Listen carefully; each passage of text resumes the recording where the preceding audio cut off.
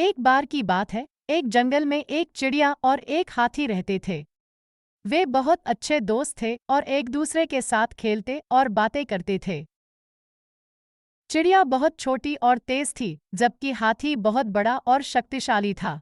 उन्होंने अपने आकार और शक्ति के भेद को कभी भी अपनी दोस्ती के बीच नहीं आने दिया। एक दिन जब वे जंगल में घूम रहे थे, तो उन्हें एक शिकारी का झुंड दिखाई दिया। शिकारियों ने हाथी को देखा और उसके पीछे भागे। वे उसकी सूंड और दांत को लेना चाहते थे। हाथी डर गया और भागने लगा।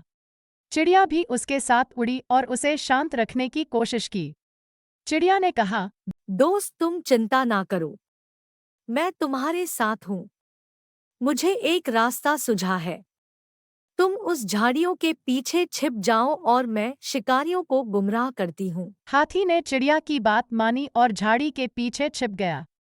चिड़िया ने अपनी आवाज में हाथी की आवाज नकली और शिकारियों को दूसरी ओर ले गई। वह उन्हें एक गहरे खाई के पास ले गई और उन्हें कहा, मुझे पकड़ लो, मुझे पकड़ लो। शिकारियों ने उसकी आवाज सुनी और उसके पीछे भागे। वे खाई के किनारे पहुंचे और वहां एक बड़ा हाथी देखा।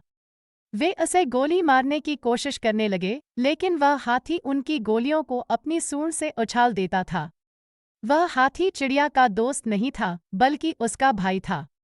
चिड़िया ने अपने दोस्त को बताया कि वह शिकारियों को गुमराह कर रही है और उसने उसे वहां आने के लिए कहा। हाथी ने झाड़ी से निकलकर अपने भाई के पास पहुंचा। शिकारियों ने दो हाथियों को देखा और घबरा गए। वे अपने बंदूकों को छोड़कर भागने लगे। चिड़िया ने उनके सिर पर गूंजते हुए कहा, यह लो, यह है तुम्हारा शिकार। अब तुम्हें कौन बचाएगा? दोनों हाथी ने चिड़िया को धन्यवाद कहा और उसे अपनी सूंड पर बैठाया। वे तीनों खुशी से जंगल में वापस चले गए। उन्होंने अपनी दोस्ती को और मजबूत किया और एक दूसरे का साथ कभी नहीं छोड़ा।